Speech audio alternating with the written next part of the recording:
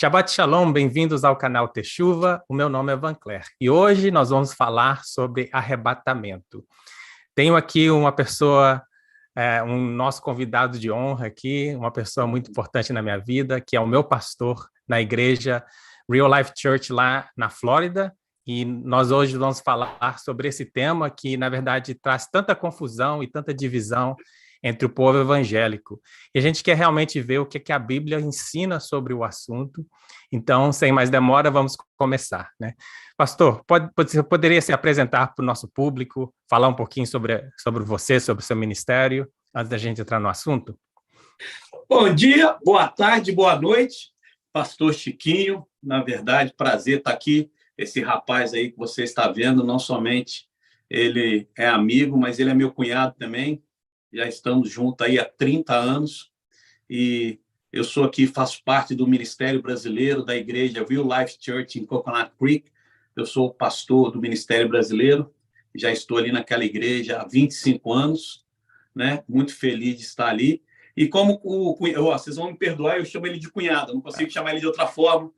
Como meu cunhadão, ele fala, esse assunto do arrebatamento é um assunto que causa muita divisão dentro da igreja, porque, né, se existe uma visão que a igreja não vai passar pela tribulação, outra visão que a igreja vai passar pela tribulação. Então, desde já, eu queria, né, aproveitar esse momento para deixar claro aqui que nós não vamos discutir posição. O ponto não é esse. Para mim, a opinião, o que nós devemos fazer é o seguinte: o arrebatamento da igreja vai acontecer de qualquer forma.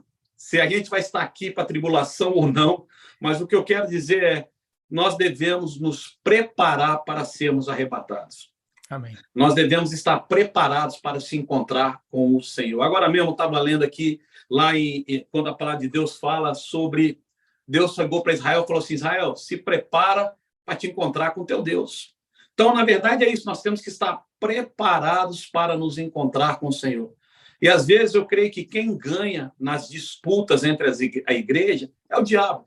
Que a gente fica dividido e a gente acaba se esquecendo de nos preparar para encontrar com o Senhor. Então, hoje, eu e o cunhado, nosso ponto aqui de fazer isso não é de querer provar a nossa tese ou como a gente acha que é, mas a gente só quer ler alguns versículos e falar de que a igreja vai ser arrebatada. Essa é a maior promessa que nós temos de Deus na Bíblia para nós, né? Apocalipse 22, 20, Jesus falou assim: olha, aquele que dá testemunho dessas coisas diz: certamente venho sem demora. Amém. Vem, Senhor Jesus. Então, o penúltimo versículo da Bíblia termina dizendo isso: Jesus está voltando. E eu e você, como igreja do Senhor, devemos nos preparar para essa volta. Amém, cunhadão? Amém. Ótimo, muito bom. Concordo 100% com tudo que você falou, né? Então, eu comecei até... foi meio sistemático. Eu fiz a proposta de a gente falar sobre arrebatamento de uma forma sistemática, não foi arbitrário, não. Porque, para muitas pessoas que não sabem, né, eu tenho estudado o hebraico há muito tempo e tenho aprendido mais sobre a cultura, sobre a linguagem, né, que a Bíblia foi escrita originalmente. E para quem não sabe, hoje é o dia do Festival das Trombetas. Hoje é o Yom Teruah. Hoje né, os judeus tradicionais, hoje eles estão celebrando o que se chama Rosh Hashanah, que é a festa do Ano Novo. Eles estão celebrando o Ano Novo, estão entrando no ano 5.784 hoje. Mas, biblicamente falando, o que está nas Escrituras, não existe Rosh Hashanah nas Escrituras.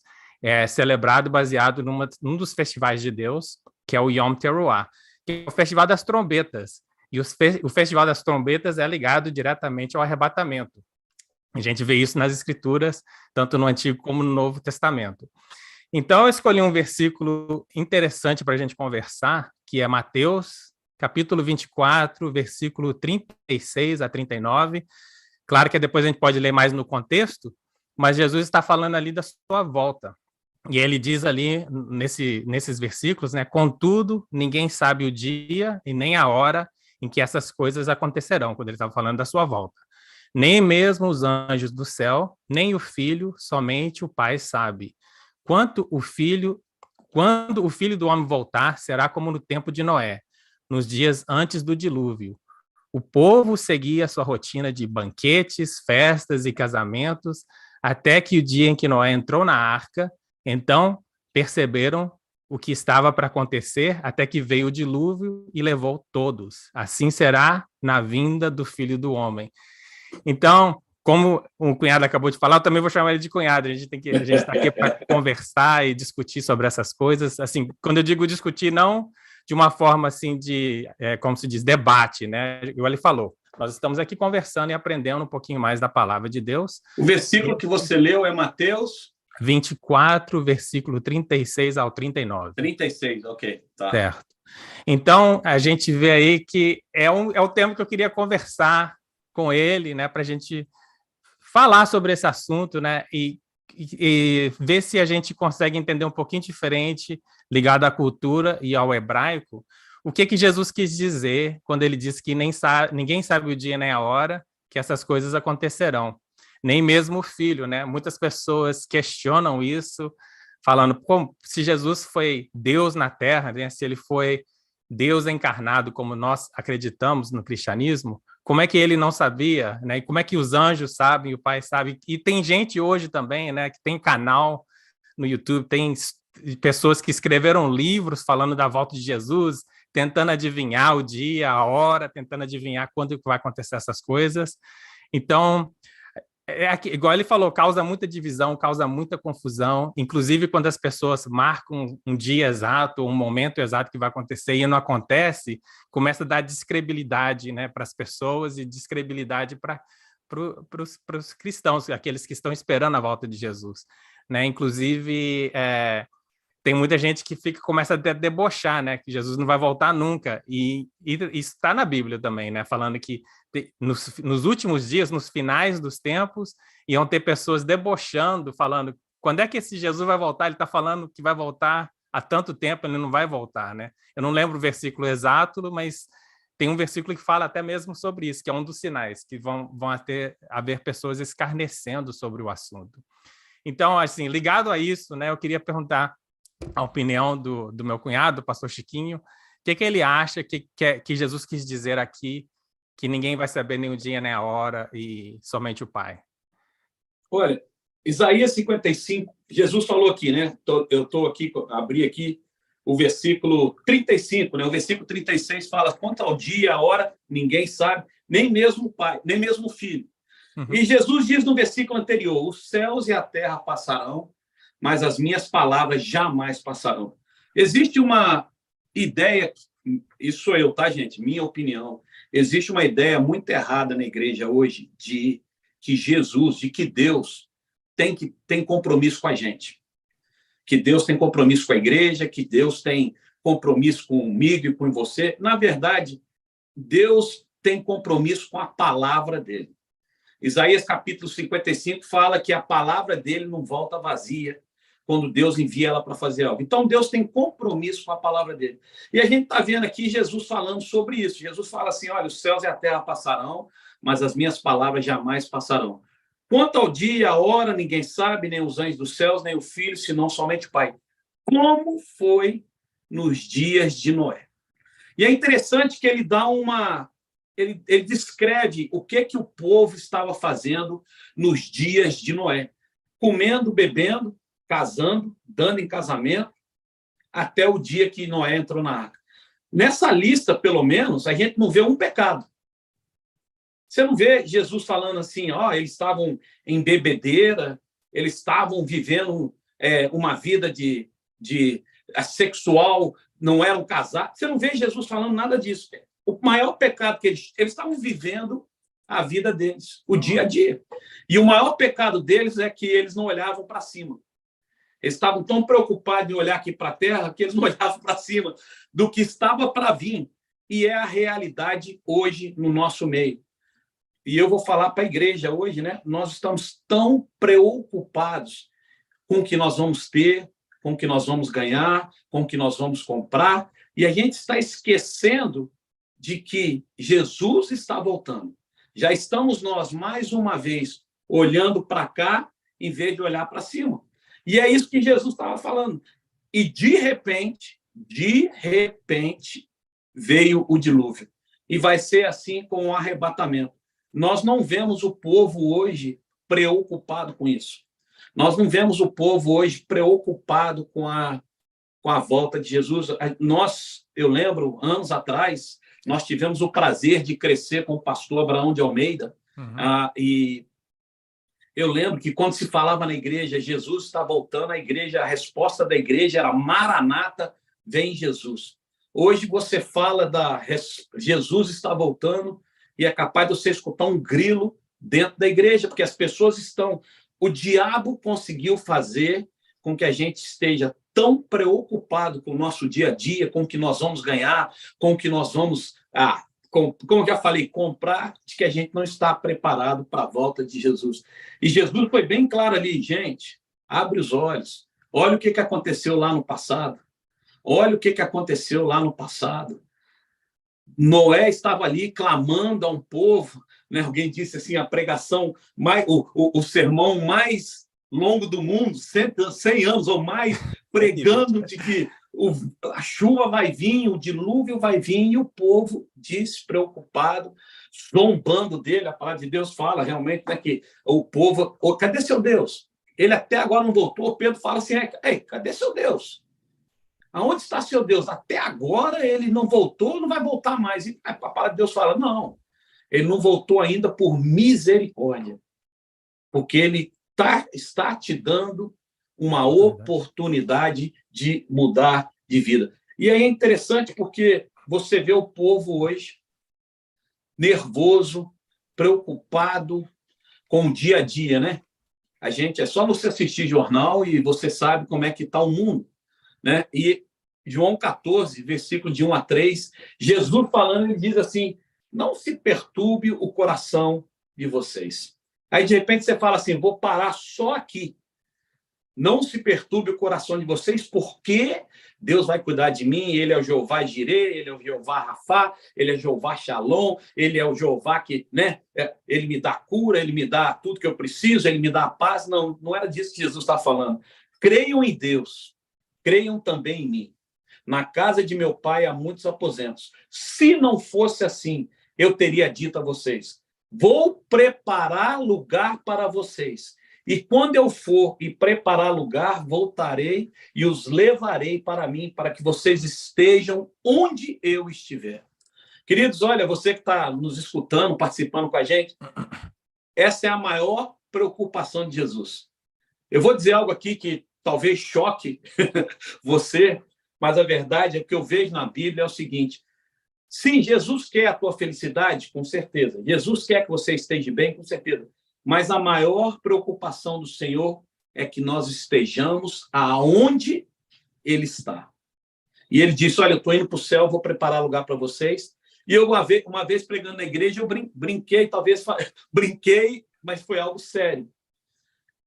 A terra, Deus gastou ali o quê? Meu cunhado pode explicar muito bem lá. A Gênesis sabe tudo de cor e salteado as palavras, o que significa, eu não sei. Mas Deus gastou 6 dias ali, né? Que pode se discutir 6 dias, 6.000 anos, o que seja. Mas 6 dias para criar tudo isso que nós somos hoje. E a Bíblia diz que Jesus está preparando um local para nós. Imagina o que Jesus está preparando para o povo dele. Por isso que a palavra de Deus diz, o que olhos não viram.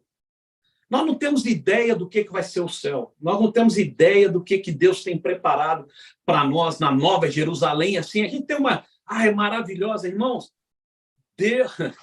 eu fico emocionado com isso.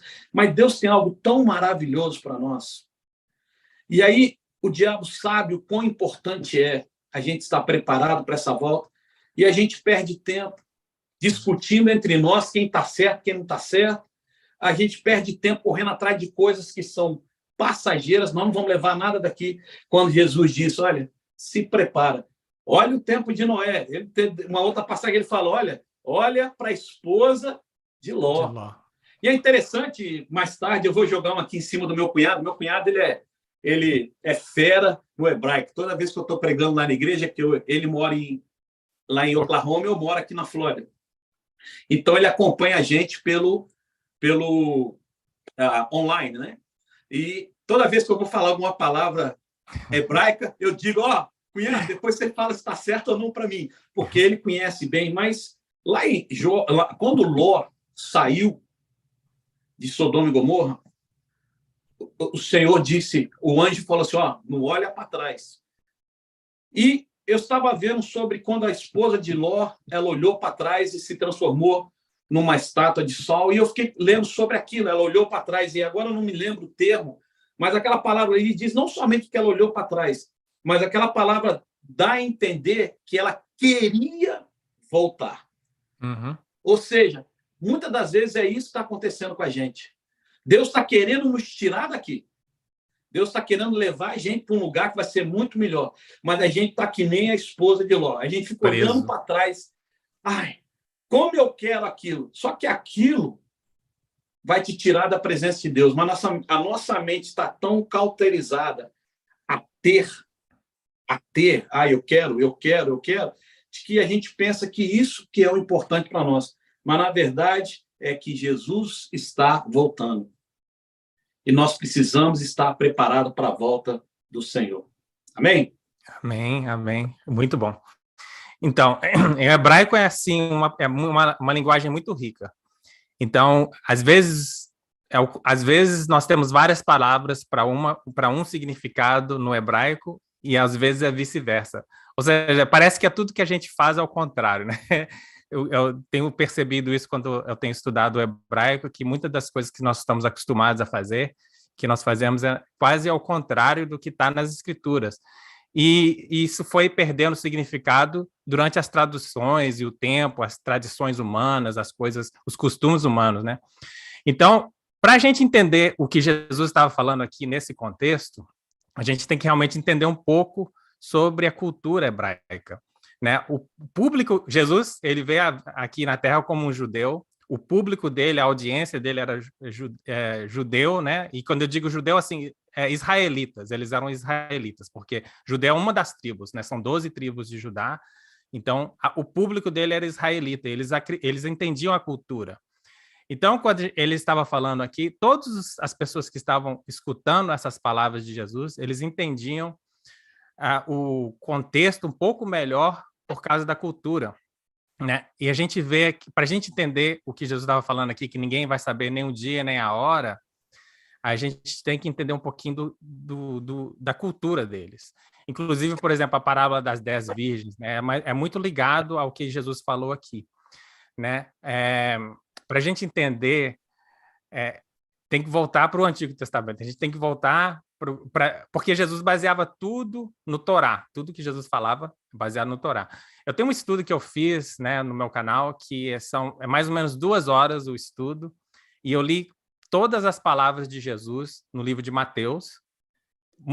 Eu só fiz isso, eu não fiz nenhum estudo. Eu li todas as palavras de Jesus do livro de Mateus, e embaixo eu escrevi de onde ele tirou, a referência de onde ele tirou. E está tudo ligado à Torá, porque o que Jesus ensinava é a Torá, o que ele ensinava a Torá é a palavra, tá? Então a gente tem que começar a tentar entender as coisas que Jesus falou nesse contexto. Porque a palavra Torá a gente traduz como lei, e na verdade a palavra Torá não significa lei. Torá quer dizer ensinamento, vem da palavra Yadá, que é ensinamento. Então são os ensinamentos de Deus, não é nem lei. Porque a gente fala muito sobre lei, né, e graça, Antigo Testamento, Novo Testamento, isso não existia. Quando Jesus escreveu, quando os evangelhos foram escritos, toda vez que eles falavam sobre as escrituras, eles estavam falando sobre a Torá. Porque, na verdade, por exemplo, seria como se eu escrevesse uma carta agora, referindo a algo que já aconteceu, e hoje a gente leva assim, como se as cartas o Evangelho, as cartas que foram escritas pelos apóstolos, né? A gente considera isso escritura. Mas quando eles estão referindo das escrituras, eles não estavam falando da sua própria carta. Não sei se deu para entender, né? Então, Jesus estava falando aqui, quando o público estava escutando, eles entenderam que você tinha que entender uma das coisas da cultura hebraica, que é sobre o casamento. Né? A Torá em si também tem 5 livros, né? São 5 livros da Torá que são equivalentes aos 5 partes de um contrato de casamento, né? O relacionamento que Deus E uma das formas que Deus ilustra o seu relacionamento com o seu povo é de matrimônio, né? A igreja é considerada o quê? A noiva de Jesus Cristo. Jesus é o noivo, né?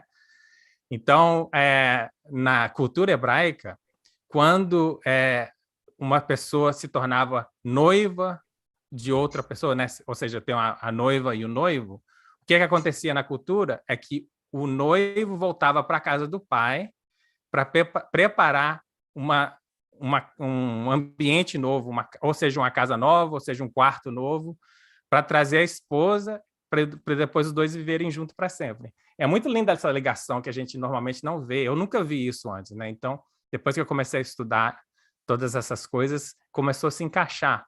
Mas para o povo na época, você não tinha nem que explicar tudo isso que eu estou explicando, porque quando você fala de uma coisa que o povo conhece, né? Te dar um exemplo. Se eu falar para você do que aconteceu dia 11 de setembro nos Estados Unidos, eu não tenho que parar e explicar para você que foi um atentado e que derrubou as torres gêmeas, tudo, porque você viveu aquele momento, você passou naquele momento, é parte da nossa história, você não tem que parar e explicar aquilo.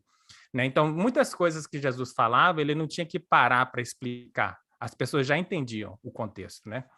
Então, quando a gente vê as festas de Deus, né, os apontamentos de Deus em Levítico 23, são 7 apontamentos que Deus marcou com o seu povo, e esses 7 apontamentos, 6 deles, como se diz? Eles passam na metade do mês, ou seja, seria, por exemplo, a Páscoa, por exemplo, é no dia 14 do mês, né? E quando você vai ver todas as festas, está na metade do mês. A única festa que acontece no começo do mês é o Yom Teruah, que é a festa das trombetas. E por que isso é significante? Por que isso é relevante? Porque é durante esse festival que as pessoas que ficavam vigiando a lua, porque no começo do mês, o mês sempre começa quando a lua, quando está na lua crescente, né? Ou seja, a lua vai minguando, fica a lua, aí ela totalmente desaparece do céu, e as pessoas que ficavam vigiando para ver quando que o mês ia começar, quando aparecia uma listrazinha de luz na lua, eles tocavam a trombeta para o sacerdote saber que começou um novo mês, que começou um novo mês. E isso acontece todos os meses. Só que nesta festa das trombetas, especificamente, é mais relevante ainda.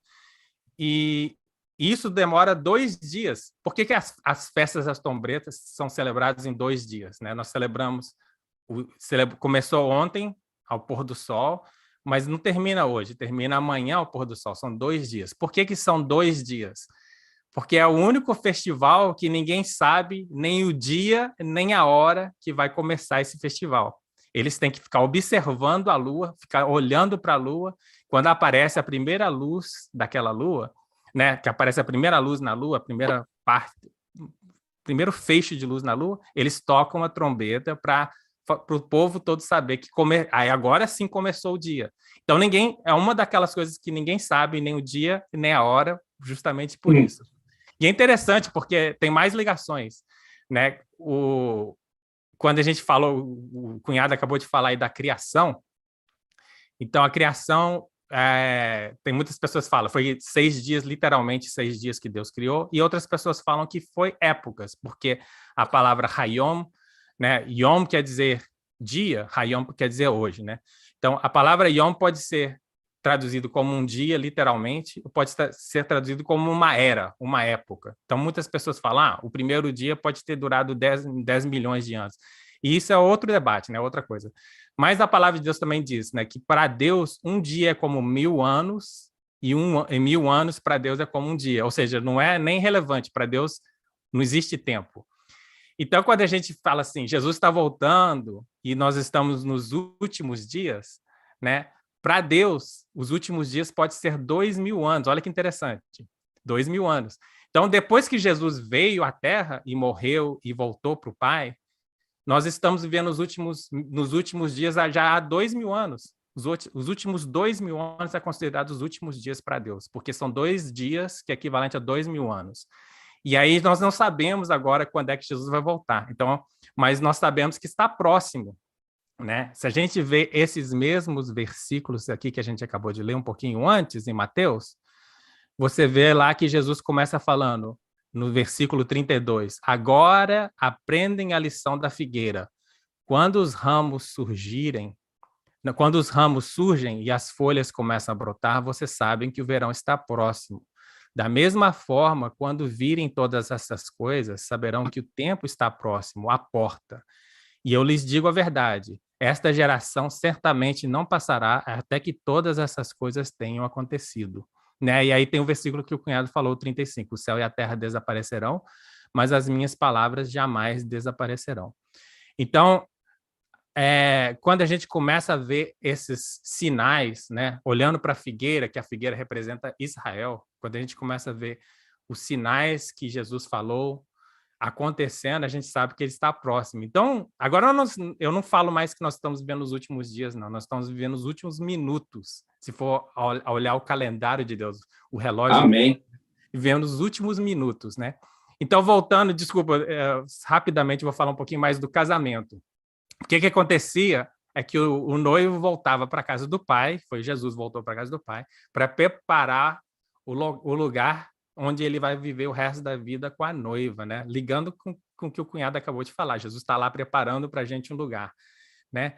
Mas na cultura hebraica, no costume hebraico, o pai é que ia verificar quando as coisas estavam prontas, quando o filho estava pronto para buscar a noiva. Mas a noiva e os convidados da festa, eles sabiam mais ou menos a época. Ou seja, não vão ser pegos de surpresa. Não vão ser pegos de surpresa. Quando a época do noivo voltar, né, na tradição hebraica, os convidados e a noiva são avisados. Ela só não sabe o dia e a hora. Ela não sabe o momento exato que ele vai voltar, mas ela sabe a época que ele vai voltar. E aí que tem a parábola das 10 virgens. As 10 virgens estavam ali esperando o noivo voltar, mas elas não sabiam exatamente a hora que o noivo ia voltar. E aí o que aconteceu? As 10 adormeceram. Não fala só que 5 adormeceram e 5. Mas as 5 que estavam preparadas, né, como o cunhado falou, as que estão vigiando e preparadas e com óleo extra, foram as que estavam prontas quando o noivo chegou. Muito interessante essas ligações, que na verdade eu nunca vi antes, né? Igual ele falou, eu sou crente há 30 anos, estou nessa caminhada há 30 anos, mas somente nos últimos 2, 3 anos que eu comecei a estudar hebraico, estudar a cultura, que eu comecei a fazer essas ligações interessantes, né? O que você acha e o que você acha, o que você achou interessante, não sei. Rapaz, É muita coisa, né? É interessante falar sobre o arrebatamento, porque o arrebatamento é uma palavra que não está na Bíblia. Não está na Bíblia, exato. Não está na Bíblia. Você não vai encontrar a palavra arrebatamento na Bíblia. Mas o conceito de arrebatamento se encontra. Você falou várias passagens aí que, se você prestar atenção, está falando sobre o arrebatamento da igreja. Eu gosto de ouvir você falar sobre as histórias, né, judaicas, falando sobre, né, como que quando a igreja, né, foi criada ali em Atos, né, Pentecostes aconteceu e a igreja não existia a Bíblia como eu e você temos hoje. Não existia a Bíblia Antigo Testamento e Novo Testamento. Eles tinham, né, para nós seria o Antigo Testamento. Eles tinham, como você falou, tinham a lei de Deus, os ensinamentos de Deus, né? Eles tinham Torá, eles tinham...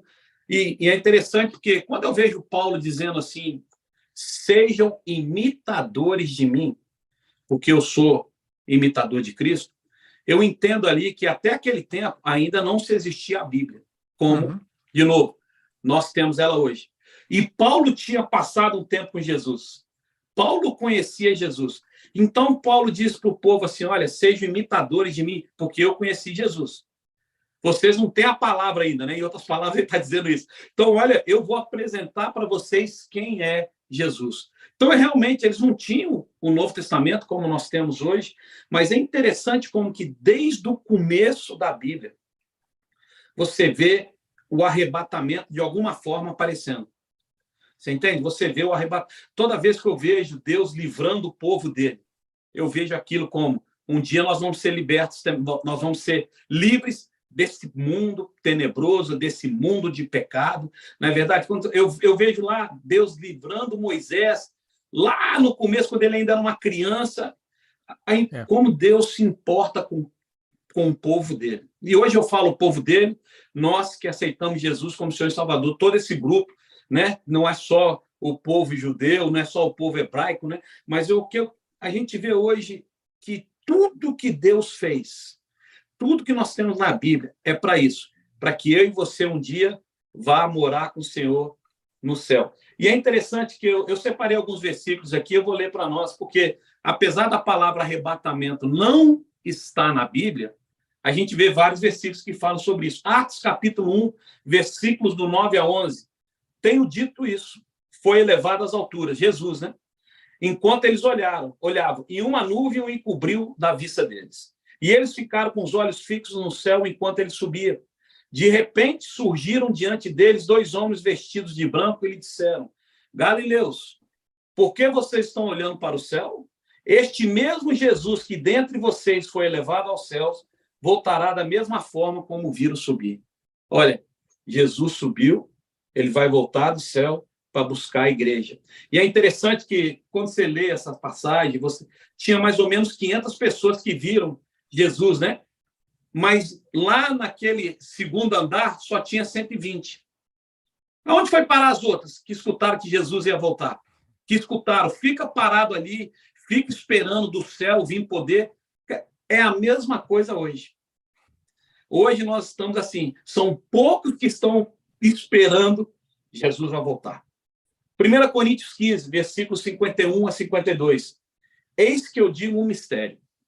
Nem todos nós dormiremos, mas todos seremos transformados. No momento, num abrir e fechar de olhos, ao som da última trombeta. Meu cunhado pode falar aí das trombetas à vontade, pois a trombeta soará, os mortos ressuscitarão incorruptíveis e nós seremos transformados.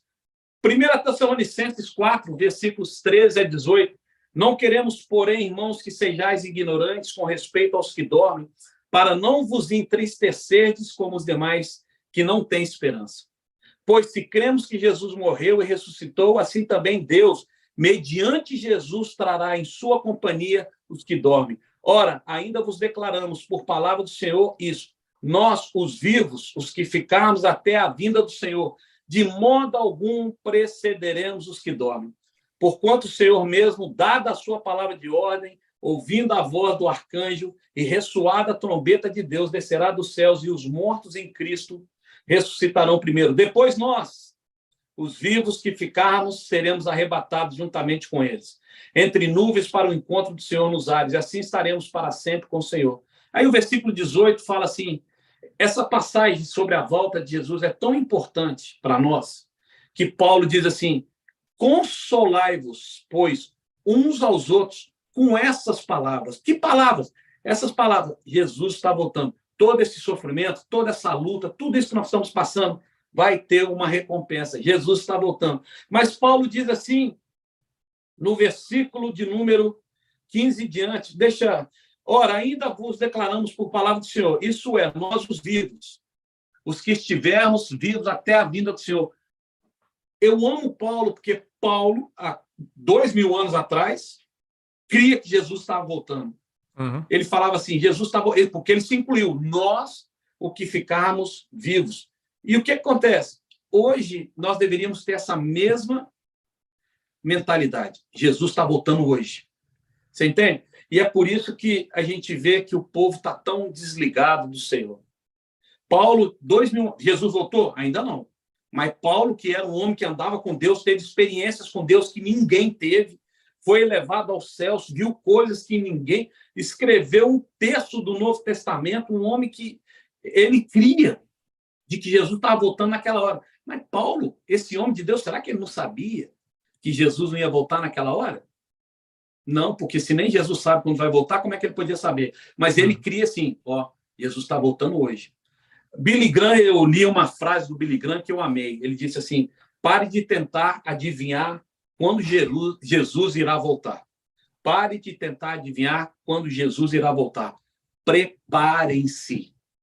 E é interessante isso, cunhado, porque a gente vê, você ensina sobre o hebraico, você ensina muito sobre o Antigo Testamento, eu fico vendo ali, você pega uma palavra e abre um universo para nós. Tudo isso é excelente, é maravilhoso. Mas não adianta a gente só ficar lendo, a gente tem que se preparar. Jesus Cristo está voltando. A maior profecia de todos os tempos é essa. Jesus está voltando. Com certeza. E não importa se você crê que é antes da tribulação ou depois, vai sempre existir essa briga, né? Uma outra vez a gente pode entrar nesse assunto, mas a verdade é que ele vai voltar. E a gente tem que estar preparado para a volta do Senhor. Jesus disse bem claro, você leu aí, né? Ó, como foi lá no tempo de Noé, né? Como foi no tempo... Olha, lembre-se da esposa de Ló. Então, Jesus está falando para a gente, se prepare, porque uma coisa que eu amo da Bíblia é isso. Tudo que está escrito nela se cumpre. Tudo que está escrito nela se cumpre. Eu conversei com alguém essa semana agora que falou assim, que não ia para a igreja mais, que não via para a igreja porque ele não é da nossa igreja, já faz tempo que ele está afastado, mas ela me disse que ela não ia para a igreja mais porque a Bíblia tanta tradução da Bíblia, tanta coisa errada. E blá. Aí eu disse isso para ela, eu falei assim, olha, realmente, existem muitas traduções da Bíblia, você não vai querer ler uma Bíblia que foi feita lá em 1611, né? Você não vai querer, porque para nós vai ser até difícil de entender o que está escrito ali. E eu entendo que mudou várias palavras, mudou, às vezes tem até algumas Bíblias, mas a essência da palavra continua a mesma. Existe, sim, diferença, mas a essência da palavra continua a mesma. A essência da vontade de Deus continua a mesma. O que Deus planejou para nós continua a mesma coisa. Então, a gente tem que parar de ficar procurando desculpas para nos satisfazer dos nossos erros, das nossas vontades, e voltar para os caminhos de Deus, voltar para a palavra de Deus, voltar a orar, voltar a buscar a Deus para estarmos preparados. Você falou das 10 virgens. A Bíblia ali não fala, 5 era mais ou menos. Não, as 10 eram virgens, as 10 estavam, né? Tinha cheiro de virgem, se vestia como virgem, eram, né? Só que o que você falou, quando o noivo avisaram, o noivo está voltando, 5 estavam com óleo, estavam preparadas, estavam e as outras 5 não estavam. Se você olhar a matemática bíblica, e eu estou falando isso de uma forma meio, talvez até uma brincadeira, mas é verdade, se você olhar a matemática bíblica, tinha 10 virgens, 5 ficaram. 2 estão andando no campo, 1 ficou. 2 estavam dormindo, 1 ficou. Se essa matemática bíblica for 50%, eu quero fazer parte dos 50% que sobra. Também. Você entende? Claro que eu estou só, mas nós precisamos buscar ao Senhor, estarmos preparados. Mas, pastor, por quê? Porque, com certeza, você falou algo que eu amei. Você disse assim, nós não estamos vivendo os últimos dias. Nós estamos vivendo os últimos minutos. Eu falei um dia lá na igreja assim, falei, gente, ó, Jesus já está dentro do santuário, viu? Ele só tem que chegar aqui, mas ele não está mais. Para a gente pensar que ainda vamos ter muito tempo pela frente até Jesus voltar, eu não consigo ver isso. Eu não consigo ver isso. Um outro dia a gente pode fazer isso aqui de novo e falar sobre sinais, mas eu vou ler aqui para você o que está escrito em 2 Timóteo, capítulo 3, o versículo de 1 ao versículo de número 5, tá? Paulo falando a Timóteo sobre os últimos dias. E ele diz assim, e eu vou ler da nova tradução da linguagem de hoje, fala assim, nos últimos dias haverá tempos difíceis. Olha o que Paulo diz. Haverá tempos difíceis. Você pode parar ali e falar assim, realmente, os tempos estão difíceis, mas aí Paulo enumera um número de coisas que mostram por que esses dias vão ser difíceis. Muitos serão egoístas, avarentos, orgulhosos, vaidosos, xingadores, ingratos, desobedientes aos seus pais e não terão respeito pela... Essa tradução fala pela religião, mas não terão respeito por Deus. Nós estamos vendo isso hoje? Tá. Com certeza. É só você assistir filme e você vai ver como que o povo não tem respeito nenhum por Deus. É só você olhar aí fora, ninguém mais respeita a paz. As pessoas são egoístas, são avarentas, elas são orgulhosas, vaidosas, amam xingar, não é? Mas aí Paulo diz no versículo 3, não terão amor pelos outros. É o que nós estamos vendo mais hoje. Vão ser duros, caluniadores. E uma palavra que que mexe comigo muito é isso: incapazes de se controlarem. O povo hoje está totalmente vivendo da forma que quer, se achando... Você sabe, eu tive um problema no olho, né? Perdi a visão do meu olho direito e continuo crendo que Deus vai fazer um milagre. Mas Amém.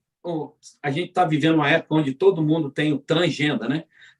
Eu sou mulher, me sinto como homem, vice-versa, mas tem outras coisas interessantes. Eu vi essa mulher no Dr. Phil, que ela se sentia que ela era uma mulher saudável, mas ela achava que ela tinha que ser uma mulher doente. Ela se sentia... Então, ela achava que ela tinha que ser cega. E essa mulher pegou 2 olhos perfeitos e cegou a ela mesma, porque o povo não se controla mais. O povo perdeu o controle. O povo é inimigo do bem. E Paulo disse isso há um tantão de anos atrás, e nós estamos vivendo isso hoje. Os últimos dias. Sem contar, a gente vê rumores de guerra, dores, enfermidade, Pandemia. e tanta coisa, pandemia, e gente se matando e tudo mais. Gente, não existe mais sinal nenhum. Contrações, dores de parto, contrações. A mulher tem a primeira dor e dali para frente, você tem uma filha linda, você sabe o que aconteceu com a tua esposa. Ela teve a primeira dor e as dores só foram aumentando até que chegou o momento de falar assim: Bela, vem para fora, né? Então, é exatamente isso que nós estamos vendo hoje. Nós estamos vivendo essas contrações, elas estão cada vez maiores, e a gente vê, então, Jesus Cristo está à porta, e eu e você e a igreja precisa estar preparada para isso. Nós temos que nos preocupar em passar tempo fazendo isso que nós estamos fazendo. Falando sobre... E eu espero que muita gente veja isso, não é para que a gente tenha ponto, nada disso. Exato. Mas nem queremos, não é a nossa intenção que as pessoas... Nós não queremos provar nada para ninguém, no sentido de a sua teoria. Não é isso. Simplesmente abra os olhos. Ore ao Senhor. Peça a Ele para revelar para você o que esses 2 rapazes estão falando aí sobre a volta de Jesus. É verdade? Amém. Ou isso aí os 2 estão querendo só ganhar ponto nas redes sociais? E pronto, e deixa Deus falar contigo, deixa o Espírito Santo te convencer, porque, queridos, com certeza nós estamos vivendo... Eu vou mudar aqui, vou tomar carona no que o meu cunhado falou, os últimos minutos da volta de Jesus. Você pode ler no Antigo Testamento, você pode ver no Novo Testamento, tudo leva para isso. Deus não fez tudo isso que ele fez só para a gente poder ficar falando que ele é só Deus maravilhoso, todo-poderoso, soberano. Não, ele fez tudo isso que ele fez, toda a história que a gente tem na Bíblia, ele fez isso para nos preparar para estar com ele. Alguém uma vez perguntou assim para mim: pastor, por que o céu é maravilhoso? Aí eu disse assim: porque Deus está lá. Porque Deus está lá. O céu é céu porque Deus vai estar lá com a gente. Você entende? O inferno é inferno porque se alguém for para o inferno, ele vai estar sem a presença de Deus. O céu é o céu porque, em primeiro lugar, a presença de Deus está lá. Deus vai estar lá. Então, é para lá que nós queremos ir. Nós temos que nos preparar, porque eu creio realmente, cunhado, que Jesus está batendo na porta e já ele vai abrir e vai entrar. E eu quero, né, que a gente esteja que nem aquelas 5 virgens preparadas para se encontrar com o Senhor. É verdade, com certeza. Vou pegar carona agora numa coisa que você falou, que eu achei interessante. Falando dessa matemática, né? Meu Deus. É uma matemática que às vezes até assusta, né? Porque tá falando, é 50%, igual você falou, 50%. É metade, né? Dessa matemática aí. Mas a gente tem que lembrar que é 50% das pessoas que se acham salvas. Não é nem 50% do mundo, é 50% da igreja. Porque as 10 virgens representam a igreja, gente. Não representam o mundo inteiro. Ou seja, igual você falou, são as 10 virgens. Essas virgens é representado na igreja, né, no povo de Deus. E a metade dessas pessoas que se acham preparadas, que se acham... Que estão na igreja. Exatamente. As pessoas que estão... Porque não é... A igreja não salva, a religião não salva. Quem salva é Cristo, quem salva é Jesus. né? Então, você ir em um culto, ou ser membro de uma igreja, não significa que você está realmente seguro ou salvo, né? Então é uma coisa assim que é para trazer medo mesmo, na verdade. É para trazer medo, porque é para a pessoa se ligar, ficar vigiado. Ali as escrituras descrevem como 5 virgens insensatas, ou seja, loucas, malucas, que se acham, estavam ali, que estavam achando seguro. Agora você falou, veste igual virgem, tem tudo de virgem, ou seja, a aparência, né, tudo, mas não estavam, na verdade, preparados, não estavam realmente ligados. E o que Jesus falou para essas virgens, gente? É uma coisa, é para dar medo mesmo. Ele, depois, quando elas voltaram e tentaram bater a porta, e a porta tinha fechado, Jesus falou, eu não te conheço. Olha como é grave isso, gente. As pessoas que estavam ali, né, achando que estavam servindo a Deus e realmente seguindo e se sentindo seguro, Jesus falou, eu não te conheço, nem conheço. Ou seja, é uma coisa que é para a gente pensar realmente, é para a gente ficar ligado. Outra coisa que eu acho interessante quando eu falo nesse assunto de arrebatamento é que, para mim, é um daqueles assuntos, igual você falou, ficar discutindo quando que vai acontecer, se é antes da tribulação, se é no meio, se é depois, o que, como vai acontecer. Isso é tudo, para mim, irrelevante. Isso, para mim, não tem significado nenhum. Porque esse assunto é para a gente realmente ficar ligado, né, às coisas que estão acontecendo ao nosso redor e ficar preparado. Mas se eu morrer amanhã, não importa se Jesus volta hoje ou daqui 100 anos, porque se eu morrer amanhã, o meu dia do juízo vai ser amanhã. Então, por mais que eu goste de estudar sobre essas coisas, eu gosto de estudar escatologia, eu gosto de estudar sobre todos esses assuntos, a gente tem que ter, na verdade, a gente tem que estar preparado para a morte, né? Porque se eu morrer, se a gente acabar de gravar esse live e eu sair daqui e for atropelado, ou morrer, ou ter um ataque cardíaco, não importa quando Jesus vai voltar, porque o meu dia é hoje, é agora. Então a gente tem que estar sempre preparado, né? Quando começa a entrar muito nesses assuntos de quando que vai acontecer, se é antes, se é depois, eu já não gosto muito de falar sobre esse assunto nesse contexto, porque para mim o importante é você, igual você falou, estar preparado. E a gente tem que estar preparado a qualquer momento, não somente para a volta de Cristo, mas para o momento que a nossa vida pode realmente acabar, né? A Bíblia diz que a nossa última luta é contra a própria morte. Então, se eu morrer daqui 5 minutos e Jesus não voltou ainda, qual a diferença, né? Por que eu vou perder tempo de ficar discutindo isso? O importante é ficar preparado, igual você disse.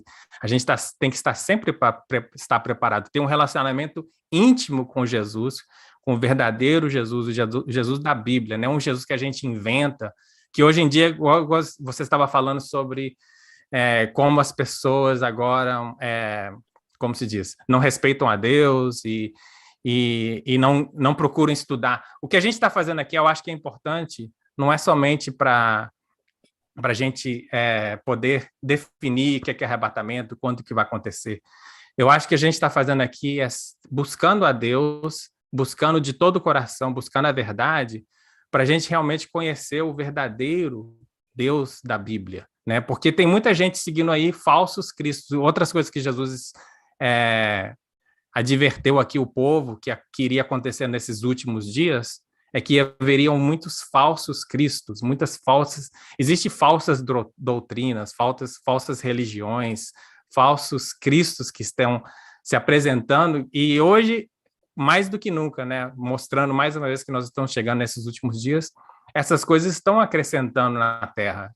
Então, existe hoje igreja de todos os tipos, ou seja, se você tem um pecado, né, uma coisa que você gosta de fazer, que não está de acordo com a palavra, você vai encontrar um grupo de pessoas que pensa da mesma forma e vocês vão se confortar uns aos outros, né? Por isso que a palavra diz, né, que esses falsos cristos estão enganando e sendo enganados. Eles enganam as pessoas, mas eles também estão sendo enganados. Então é muito importante a gente entender o que diz na palavra, o que diz nas escrituras e conhecer o Deus da palavra, né? E não criar um Deus à sua imagem e semelhança. Deus nos criou a imagem e semelhança dele e agora a gente está querendo devolver o favor, né? Então, se uma pessoa gosta de certa coisa que, na verdade, a Bíblia condena, você vai hoje encontrar grupos de todos os tipos que vão aceitar você do jeito que você quer, né? Para a gente não ficar muito falar fora de contexto, mas existe hoje igrejas evangélicas, né, entre aspas, que fazem bruxaria. Existem igrejas evangélicas que fazem coisas que na Bíblia ensina que não está correto. E você vai encontrar, entendeu? Então aqui o nosso propósito é realmente de estudar a palavra, entender a palavra, para a gente seguir o Jesus da Bíblia, né? Por isso que Jesus falou, eu não os conheço. Né? Essas pessoas falam, muitas pessoas vão falar, não, nós pregamos no seu nome, nós fizemos milagres, expulsamos demônios em seu nome. E Jesus falou, eu não te conheço, vocês que praticam a iniquidade, que praticam o mal. Então é muito sério, é uma coisa que é para realmente dar medo, né? A festa do Yom Teruah, a Yom Teruah, que é a festa das trombetas, ela em Levítico 23, é aquela festa para despertar o povo, para chamar atenção. Não sei se você já ouviu um shofar na sua, assim, tocado do seu lado, né? O shofar é aquelas trombetas, né? Que é feito do chifre do boi, e eles tocam. Quando você escuta aquilo na televisão ou no rádio, é um sentimento totalmente diferente se você escutar ao vivo. Porque quando eles tocam aquelas trombetas, treme até dentro de você, até dentro, assim, um som tão alto, tão forte, que treme dentro de você. É igual quando você ficar perto de uma caixa de som bem alta e tá aquele bass, né, e treme dentro de você. Então, a trombeta é para despertar o povo. Mas despertar para quê? Para lembrar o povo que agora, a próxima festa de Deus, depois do Yom Teruah, é o Yom Kippur. Yom Kippur é o dia do julgamento, o dia do juízo. Então, é para lembrar o povo, o dia do juízo está chegando, então você tem que se preparar, né? Fazer, como se diz, se arrepender, né? O canal aqui chama Teshuva. Se arrepender, voltar, igual o Chiquinho falou. O cunhado falou aqui, voltar para Deus, voltar para a palavra, voltar para os ensinamentos de Deus, voltar para Jesus. Isso que quer dizer Teshuva. Teshuva quer dizer, porque a gente fala arrependimento, né? A palavra arrependimento, muitas vezes, assim, na nossa mente, é ligado a pecado. Eu estou pecando, então eu tenho que me arrepender. Mas o teshuva não quer dizer isso. O teshuva quer dizer voltar. Vem da palavra shuv, que é a raiz, quer dizer voltar. Ou seja, você virar a direção de Deus, se voltar para Deus. Então, esse é um período que eles fazem teshuva, um período que eles estão totalmente se ligando a Deus, se preparando para o dia do Yom Kippur. Yom Kippur, em português, seria o dia do... Não é só o dia do juízo, mas é o dia do, como se diz, da propiciação. O dia da propiciação, que era o dia que o sumo sacerdote entrava no Santo dos Santos com o sangue do Cordeiro para derramar diante do altar de Deus, diante da Arca da Aliança, e ali, se o Shekinah de Deus, a glória de Deus, descesse sobre aquele altar, o povo todo seria perdoado por um ano. O ano inteiro. O pecado do povo seria perdoado por um ano inteiro. E se não descesse a glória de Deus, quer dizer que Deus rejeitou o povo e eles iam passar um ano de maldição. Então, é um dia crucial na vida dos israelitas, né, dos hebreus. Então, eles sabiam que o Yom Teruah era para alertar o povo, para preparar o povo. Olha, o dia da propiciação está chegando. Todo mundo faz jejum, todo mundo volta para Deus, se liga mais a Deus, busca mais a Deus nesse período, porque aquele dia vai decidir a nossa sorte para o resto do ano, entendeu? E aí, ligando para a gente hoje, é a mesma coisa. O Yom Teruah, esse dia da trombeta, é para nos alertar que Jesus está voltando, para nos alertar da volta de Jesus. E também para a igreja, no dia certo que vai acontecer, vai ser o dia do arrebatamento, que simbolicamente é o dia do arrebatamento. Por quê? E o que vem depois do arrebatamento? Né, vem as bodas do Cordeiro para aqueles que foram, que entraram na festa, né, e não fechou, não levou a porta, não fechou na cara das pessoas que ficaram para trás. Vai ser as bodas do Cordeiro, que nós vamos realmente tornar a noiva de Cristo, tornar a esposa de Cristo, porque nós somos a noiva, né? Nós vamos tornar a esposa de Cristo, se unir a Ele. Mas depois, o que acontece depois das bodas? Nós vamos voltar para julgar o mundo. Ou seja, tudo ligado. todas essas festas de Levítico 23 são ligadas diretamente a Jesus, ao Messias. São 7 festas, e das 7 festas, 4 delas já foram cumpridas, né? Jesus cumpriu a Páscoa, Jesus cumpriu o Dia dos Pães Ázimos, Jesus cumpriu os primeiros frutos, Jesus cumpriu o Pentecoste. Essas 4 festas já foram cumpridas. Faltam 3 festas. As festas da primavera já se cumpriram, da primeira vinda de Jesus se cumpriram. Agora nós temos as festas do outono, faltam 3. Vai ser a festa das trombetas, que é ligado ao arrebatamento, o Yom Kippur, que é ligado do juízo, e o Sukkot. O Sukkot é a festa das cabanas, que é ligado ao milênio. Então, você vê a sequência aí, você vê que tem coisas que já foram cumpridas por Jesus na sua primeira vinda, e agora tem os apontamentos de Deus que vai acontecer no futuro, que ainda não aconteceram. E todas elas são ligadas a Jesus, todas elas são ligadas a nós, como igreja, como povo de Deus. Então, é interessante a gente aprender sobre essas coisas, entender o que significa, porque vai nos ajudar muito a entender o que a gente está passando agora e o que vai acontecer no futuro. Interessante. Você estava falando sobre as trombetas, né? E você falou sobre que a trombeta não é aquele... É para despertar, né? É um alarme. Trovão, é um trovão. É um alarme, que nem quando você coloca o seu celular para despertar. A minha esposa, a Cíntia, tua irmã querida, coloca o alarme dela, para mim não funciona, para mim tem que ser aquele pé. Eu creio que para nós hoje nós temos uma trombeta soando no nosso ouvido o tempo inteiro, que é a palavra de Deus. Sabe, eu vejo hoje, poxa, como eu amo escutar você falar sobre o Antigo Testamento e você trazer para nós hoje o que é o Antigo Testamento em relação a Jesus, porque a Bíblia ela nos revela, a Bíblia está gritando para nós: se arrepende, volta para o Senhor, volta para os caminhos de Deus, porque você disse, as 10 eram crentes. Não é que 5 fingia que ia na igreja. As 10 eram crentes, elas não eram, talvez, quem sabe, convertidas. Elas tinham tido um encontro, elas estavam elas estavam todas com o estilo do que elas tinham que ser, mas, de repente, 5 não estavam preparadas. E eu amei você falar isso, porque é a realidade hoje da igreja. Eu vou soar uma trombeta para mim, para você e para quem está participando com a gente. Paulo diz lá em 2 Timóteo 4, o versículo 3 e diante, e você mencionou isso, pois vão chegar tempos em que as pessoas não vão dar atenção ao verdadeiro ensinamento. É verdade. Verdadeiro ensinamento. Mas seguirão, e eu acho interessantíssimo isso, os seus próprios desejos.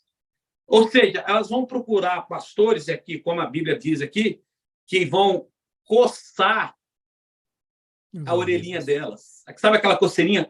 E é isso que está acontecendo hoje. As pessoas estão correndo atrás dos seus próprios desejos. E Paulo diz assim, vão deixar a verdade de lado para correr atrás de fantasias ou, como você mencionou, falsos profetas. Nós não estamos aqui para dar nome, não é isso que eu estou falando, mas a verdade é que, infelizmente, hoje, no nosso meio, existe muitos falsos profetas já ensinando. Paulo falava disso naquela época, imagina hoje que nós temos a rede social, nós estamos usando agora a rede social. Hoje existem, sei lá, milhares de pessoas que não são nem ligadas à igreja, mas são pastores, tem um grupo acompanhando eles, mas não estão debaixo de nenhuma autoridade, se sentem como eu sou minha autoridade, não respondem para ninguém e ensinam. E, desculpa, eu conheço um pouquinho de Bíblia.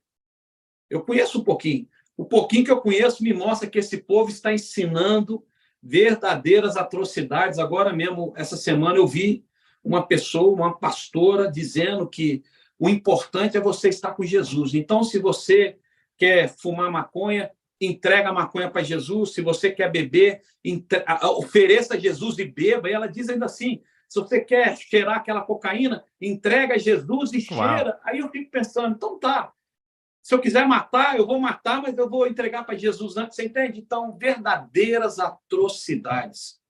E nós corremos atrás disso. E hoje existe o tal do dedinho assim. Quanto mais like tiver, significa que essa pessoa sabe o que está falando. E eu não estou aqui para tirar pedra em ninguém, mas a verdade é que o evangelho é simples. Sabia? A Bíblia é simples.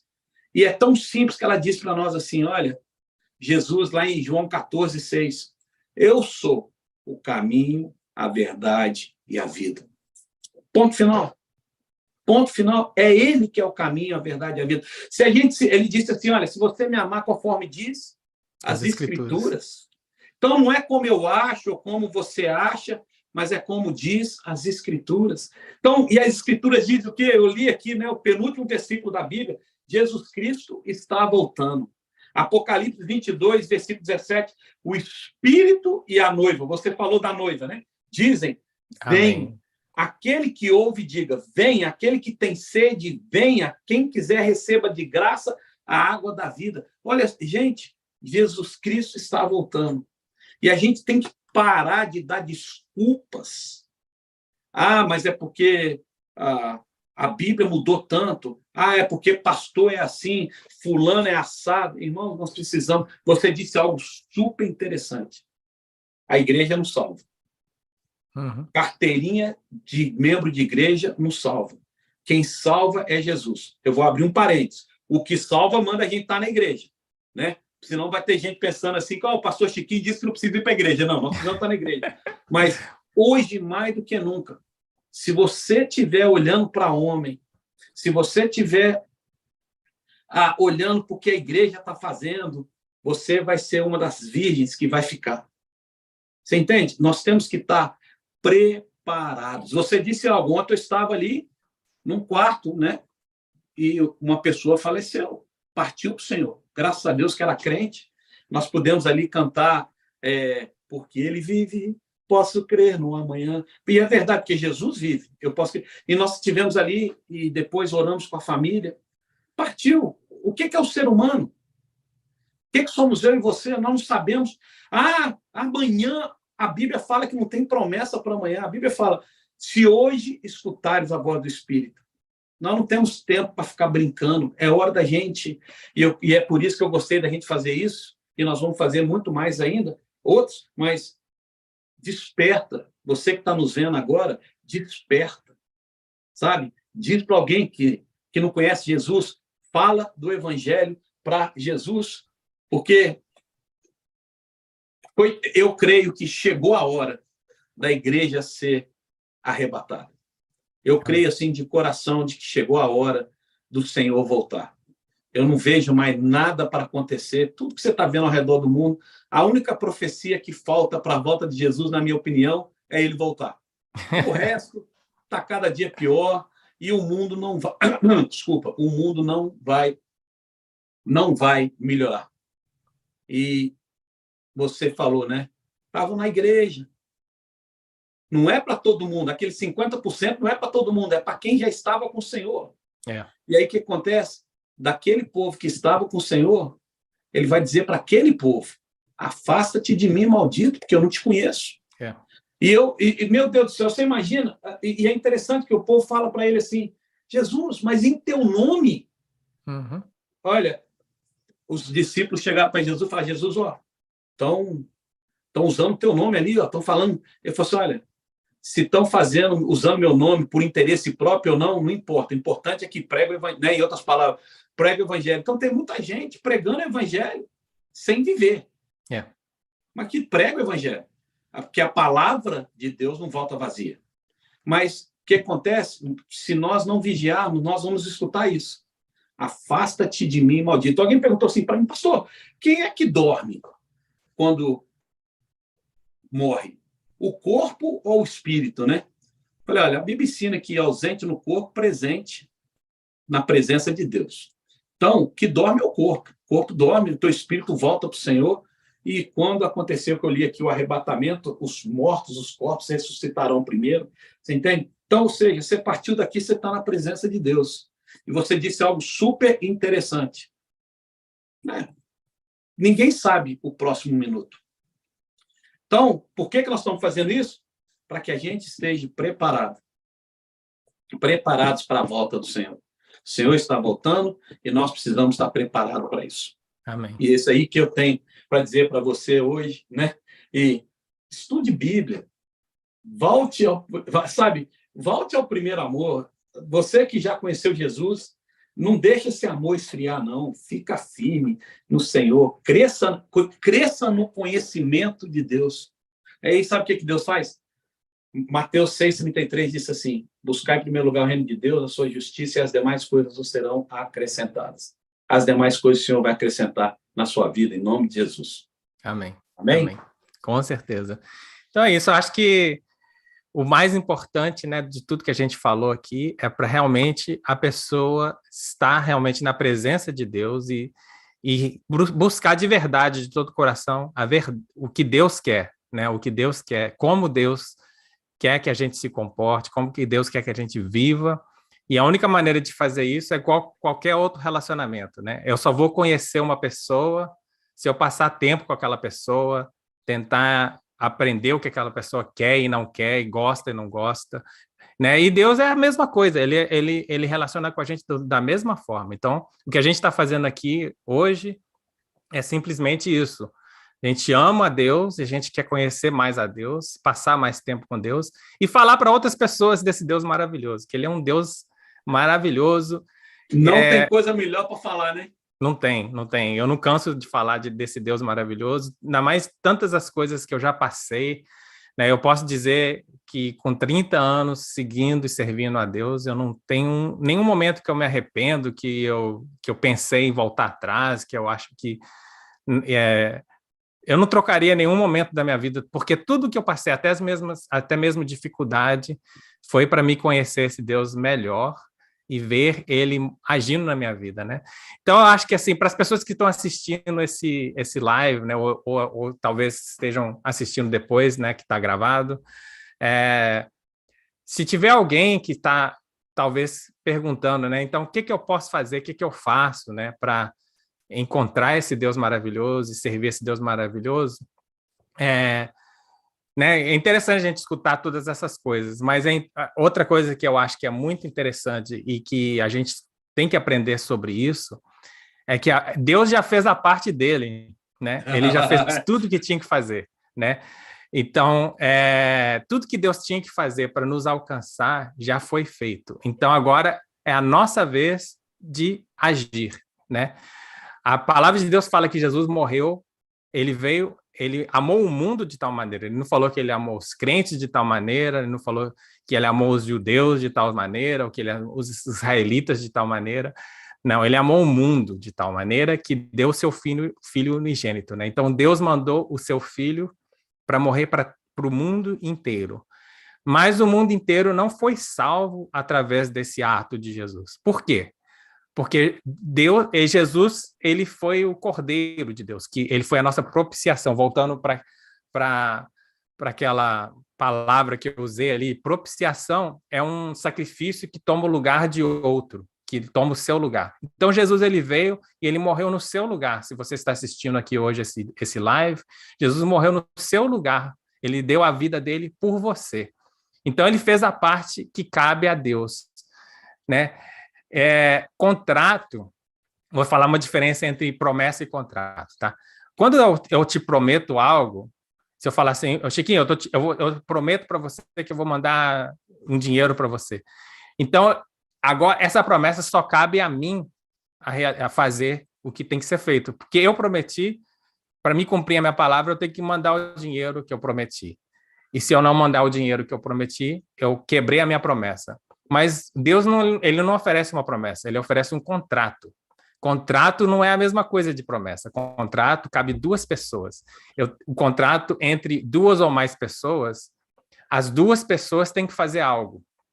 O que Deus oferece para o povo é um contrato, né? Ele já fez a parte do contrato dele, que deu a sua própria vida por nós. Então, nós temos agora que assinar esse contrato, nós temos que entrar nesse contrato. E quando a gente entra nesse contrato, o que a gente faz? Né? Quando a gente faz aquela oração de salvação, o que a gente fala? Senhor, eu aceito o seu sacrifício, eu aceito a sua morte por mim, eu sei que eu sou pecador, que eu quebrei os seus mandamentos, que eu quebrei os seus ensinamentos, e agora eu quero me reconciliar com o Senhor, e eu aceito o que o Senhor fez por mim, e agora eu entrego a minha vida a você. Ou seja, é um contrato. Deus fez a parte dele, nós temos que fazer a nossa parte. O sangue de Jesus e o sacrifício de Jesus, ele cobriu todo o pecado do mundo inteiro. Ele é o suficiente para pagar o pecado do mundo inteiro. Mas o mundo inteiro não está salvo, por quê? Porque eles não fizeram a parte deles. Para você entrar nesse contrato, você tem que primeiro admitir que você errou, admitir que o sacrifício de Jesus foi o suficiente para pagar pelos seus erros, e admitir que ele é o seu Senhor. O que quer dizer ser o seu Senhor? Ele quer dizer agora ele é o dono da sua vida. Você tem que entregar a sua vida por ele. Ele entregou a dele por você. Então, para as pessoas que estão assistindo, que querem ter experiência com esse Deus maravilhoso, querem ver essa mudança de vida do interior, de dentro para fora, você tem que entrar nesse contrato. Você tem que primeiro entender ou seja, ninguém assina um contrato sem entender o contrato. Então, você tem que entender que Jesus fez tudo isso por amor a você, porque ele não quer estar separado de você eternamente, né? E, então, ele fez a parte dele. Você tem agora que entender isso, receber isso, aceitar isso e entregar a sua vida a ele, né? Então, é uma forma assim de explicar, é até mais complicado do que devia ser, porque na verdade, igual o Chiquinho falou, o evangelho é tão simples que uma criança pode entender, né? Uma criança pode entender. Mas temos que falar dessa forma justamente por tudo que a gente falou antes, que hoje em dia existem vários evangelhos falsos, existem ensinamentos falsos. Existe aquele evangelho, por exemplo, da prosperidade. Aceita Jesus, sua vida vai ser uma maravilha, vai dar tudo certo, você não tem que fazer nada. Esse evangelho não é o verdadeiro evangelho. O evangelho é o que eu acabei de dizer. É um contrato que você agora entrega a sua vida a Deus, né? Então, isso significa que você tem que conhecer a Ele melhor, você tem que estudar a palavra dEle, que você tem que mudar a sua vida de acordo com a palavra dEle. Então, eu queria deixar, por último, isso. Não sei se o Chiquinho quer acrescentar, ele tem mais experiência, né, de falar sobre isso, ele de púlpito e tudo mais, eu não tenho tanta experiência. Mas eu expliquei assim, da forma mais simples que eu posso entender do que a gente tem que fazer agora. Você tem que tomar uma atitude, você tem que tomar dar um passo de fé, você tem que tomar uma decisão. Entrar nesse contrato, nesse relacionamento com Deus, requer a sua decisão. Por isso que a palavra de Deus fala assim, aquele que crê no seu coração que Jesus veio ao mundo, morreu e ressuscitou e confessa com a sua boca. Ou seja, não é só crer, você tem que você tem que agir, porque todas as coisas espirituais, elas só viram realidade no nosso mundo físico. Tudo que é espiritual se concretiza no mundo físico. Então, você crê no coração, mas você tem que confessar. Você tem que falar, você tem que orar, você tem que tomar um passo. Então, requer ação da nossa parte também. Chiquinho, não sei se você pode acrescentar alguma coisa sobre o que eu acabei de falar, para a gente encerrar, né? João 3,16. Exato. Porque Deus amou o mundo de tal maneira que deu seu Filho unigênito para que todo aquele que nele crer não pereça, mas tenha vida eterna. Deus fez a parte dele. Deus entregou. Deu o seu Filho. Mas a Bíblia fala assim, para que todo aquele que nele crê. Nós somos criação de Deus. Deus nos criou. Mas ele quer ser o nosso Pai. E ele passa a ser o nosso Pai a partir do momento que nós confessamos, como você disse, com a boca, Jesus como Senhor e Salvador da minha vida. Nós entramos para nós somos agora adotados, né, pelo Senhor. Então, hoje, para terminar, queria deixar isso para você. Se você ainda não teve esse encontro com Jesus Cristo, foi como meu cunhado colocou aqui, entregue-se a Cristo nesse dia. Abra sua boca e declare que, primeiro, você creu no coração. Declare, eu quero o Senhor na minha vida. Diga para ele, Senhor, me perdoa dos meus pecados. Muda a minha vida. Me ajuda a caminhar uma caminhada nova através do teu Espírito. Entra na minha vida. Seja meu Senhor, seja meu Salvador, em nome de Jesus. Amém. Amém? E a Bíblia diz que no céu, quando a gente faz essa oração, existe uma festa maravilhosa em favor daqueles que se entregaram a Deus. Muito bom estar com vocês aí, muito bom mesmo, nós vamos fazer isso mais vezes, né? Que Deus te abençoe e que a gente possa, de alguma forma, ter sido edificante na sua vida, em nome de Jesus. Beleza, Amém. Pedro? Joia, muito obrigado. Então, se Deus quiser, a gente vai ter, como ele falou, mais lives. E se vocês gostaram, né, do que a gente fez hoje, dá um apoio aí para o canal, dá um like aí e se inscreve no canal. Eu vou também colocar na descrição aqui embaixo o canal do Pastor Chiquinho, que também tem um canal ali, e ele dá mensagens diárias para, como ele mesmo diz, né, para encorajar as pessoas a continuar nesse caminho, continuar firme, né? Nós temos dificuldades nessa vida, nós temos dificuldades neste mundo, mas a gente tem que se encorajar um ao outro, e ele faz isso todos os dias. Ele deixa lá um vídeo dando uma palavra e encorajando as pessoas. Então entra lá também no canal dele, se inscreve no canal dele e coloca aí na descrição algum tema, alguma pergunta. Se você tiver uma pergunta para a gente conversar no próximo, né, no próximo live, se você tem uma pergunta, uma questão que você quer que a gente possa conversar sobre isso, coloca aí na descrição para a gente e nós vamos fazer um live sobre a sua pergunta individual. Então tá bom, foi muito bom também ter esse momento com você, cunhado. É sempre Amém. Maravilhoso a gente conversar sobre a palavra de Deus, e a gente está sempre aprendendo um do outro. Eu gosto muito disso. Então, é isso, gente. Fica na paz do Senhor. Shalom para vocês. Amém. E a gente se vê no próximo, tá bom? Deus abençoe.